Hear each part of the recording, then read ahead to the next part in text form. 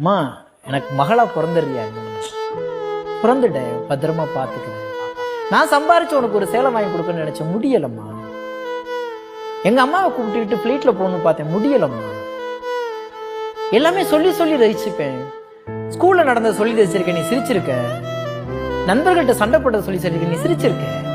ஆனா சினிமாவில் நடந்த சொல்லி பாக்குறேன் இல்லையம்மா. அப்படிங்கும்போது நான் கதை சொல்லணும் உங்ககிட்ட நான் கதை சொல்லணும். நான் எங்க விழுந்தேன்னு சொல்லணும், எங்க எழுந்தேன்னு சொல்லணும். அதுக்கு நீ என் மகளா வாய். இதோடைய வெளிப்பாடுதான் ஆராதிக்கிறதை தவிர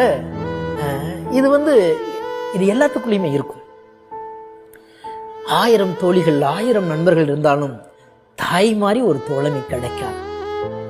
7 நட்சத்திர ஓட்டல்களில் இன்னைக்கு குளிர் சாதன அறைகளுக்கு மத்தியில தூங்கி எழுந்தாலும் 1000 தேவதைகள் நம்மளை தட்டி கொடுத்து சாப்பாடு கொடுத்தாலும் அம்மாவோட அழுக்கு சிலையை இழுத்து போத்திக்கிட்டு தூங்கும்போது இருக்கிற சுகமும் அந்த பாதுகாப்பு உணர்வு